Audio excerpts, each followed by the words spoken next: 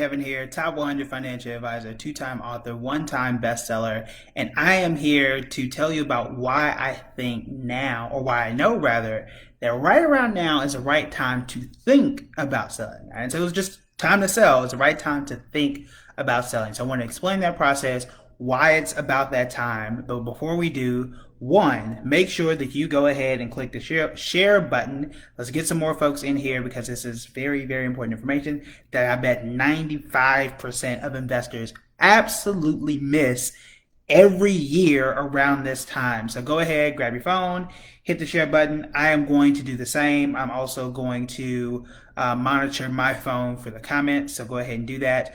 For everyone, if you're new here, A, thank you for sharing. B, we're here Monday through Friday, holidays, rain, sleet, snow, whatever. We're here around 9 p.m. 9 p.m. Central every weekday. So I'm going to go ahead and hit share myself, as you should be doing. Takes just a few seconds. And I don't want to start it always asks me to start a watch party. I do not want to start a watch party. I just want to share. And there we go.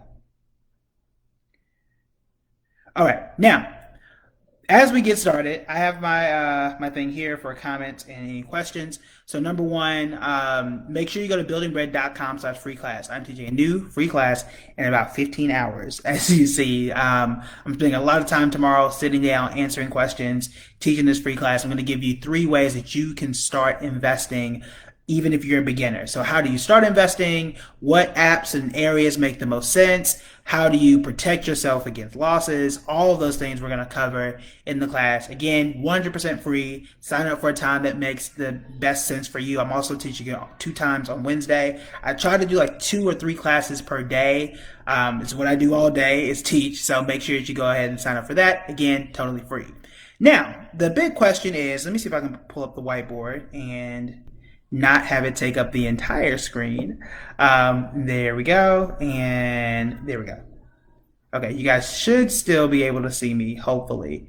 Okay, so we're gonna need to do some maneuvering. There we go. See, it was simple. All right, so what we want to do is discuss why now is the right time to think about selling. My philosophy has always been that you want to rebalance 1 to 2 times per year, which means that you want to go and reevaluate the investments that you have either every 6 months or every 12 months. If you started investing in January or you're doing like a regular calendar, we are getting very close to that 6-month mark. In June, in some cases, is one of the first times that I go back and say, let's reevaluate how my investments did. And this is going to give me an opportunity to look and see how my investments did, what I need to change, what I don't need to change. And the most important thing about this is if you do not do this, if you don't do this, this is one way to lose money. So one, you're not keeping up to date with what's going on, because now in late May, early June, the stock market is much different than what it was in January. So that's number one. So we want to not just do what's doing well right now. We want to make sure we're putting ourselves where the ball, if you will, is going. So you'll put yourself ahead of the curve. But number 2 is this keeps me from being emotional. Back in March, when the stock market was down and people were crying about their 401k, they were looking at it every single day and they were trying to make moves every single day, every single month. That's where they sold out. That's where they lost money. And that's where they missed out on this huge upswing today because they were emotional. If you put it in your calendar, like I put in my calendar, check your stocks, check your account on June 1, then that's when you look. Then that's when you decide to make moves. So what I'm going to do is pull up the list that we had.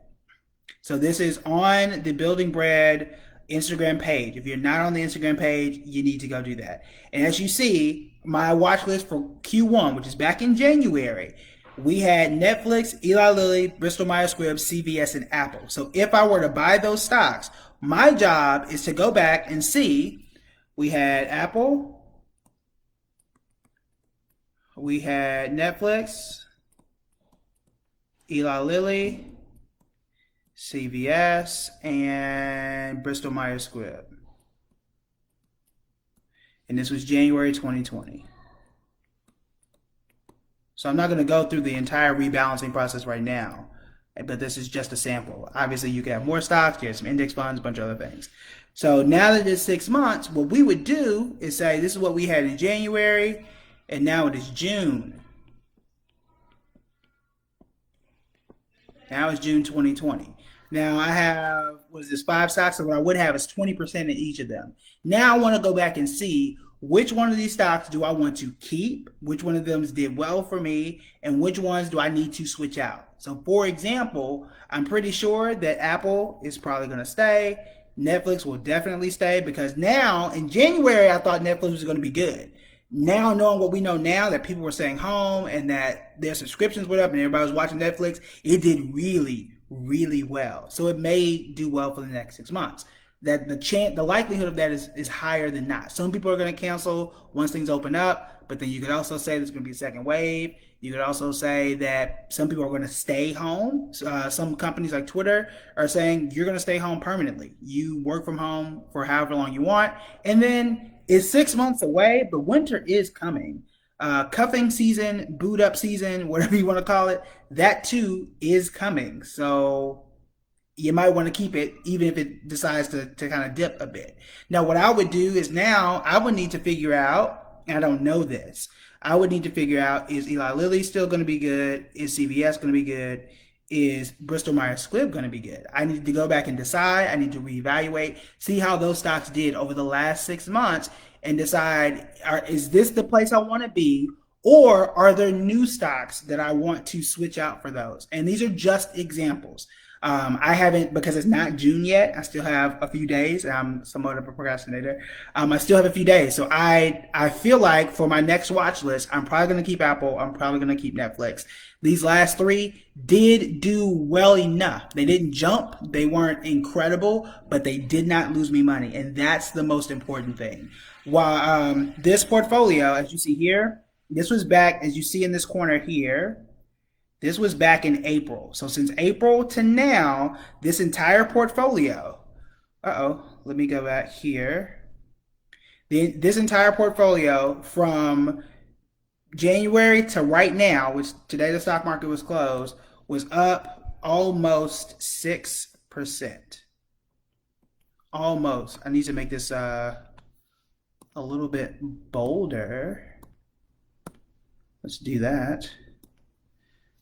Right, so this portfolio was up about 6%. It's like 5.79 or something like that. But the overall market, which is the S&P 500 primarily, and while these lines are very skinny today. All right, so the S&P 500, now back in April, it's down about 20%.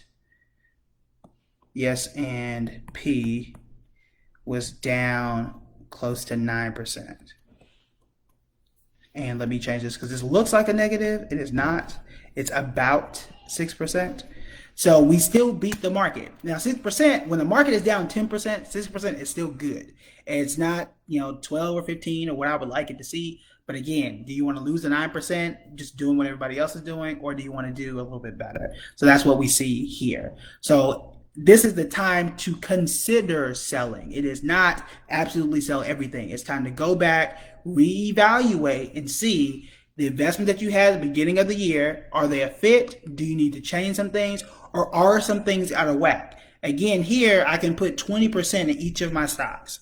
Now, because Netflix did very well, I could have started off at 20%, and now it's 30 or 35%. I don't want to have that much in Netflix. I want to make sure it's tailored back down and right where I need it to be. It should be what we call balance. So this is the time to think about selling. It is not the absolute time for you to just go and sell and go buy things rampantly. It's a time to evaluate, which is why I like holidays like this, because the market isn't doing anything. It gives me time to think, gives me time to reevaluate, come up with some ideas, and see, is it a good idea for me to sell? Is it a good idea for me to look in other areas? So as you see here, we're going to go back, and this was the original list from January. I do a quarterly list as well, and as you can see here, this was obviously in April. So 6 months from April, which is October, I will go back and reevaluate this list.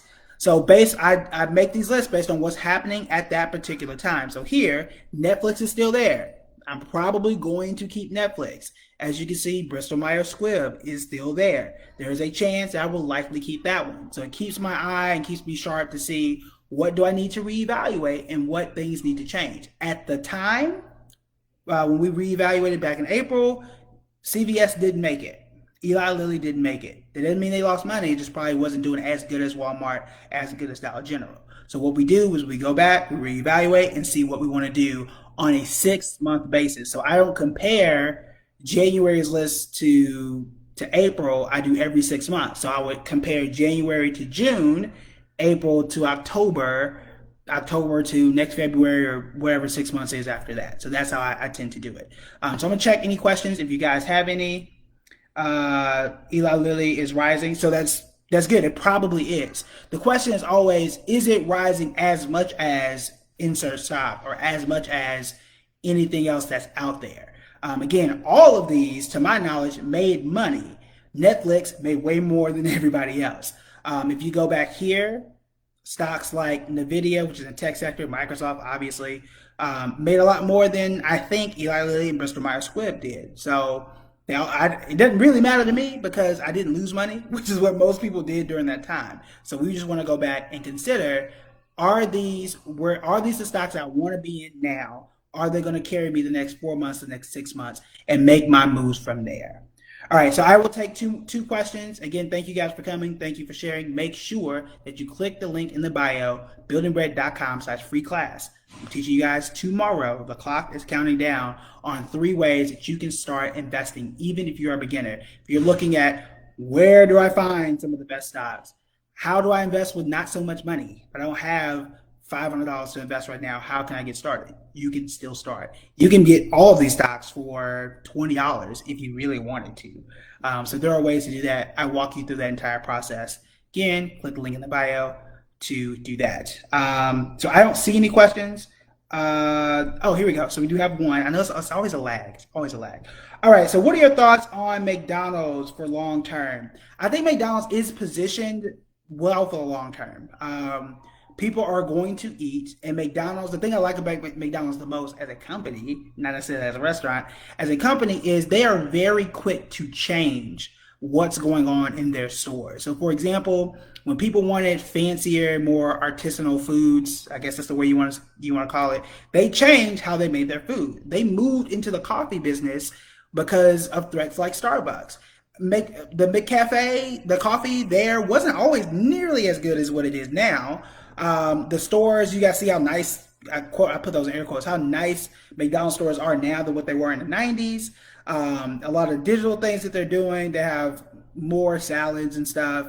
The food tastes a little better depending on what you were eating. So they're quick to change, which I enjoy from a strategy perspective. So I think McDonald's is solid moving forward. Again, the question is always, is it as solid as CBS or Netflix or whatever? They're never, I wouldn't say never, they're not going to be as good as the tech stocks. However, it is something to consider to diversify yourself away from tech, because while tech is doing well now, it's not always going to do well. The other thing you need to consider is if we're going to continue this beef shortage thing. I think Wendy's was affected by a beef shortage like last week or maybe a week and a half.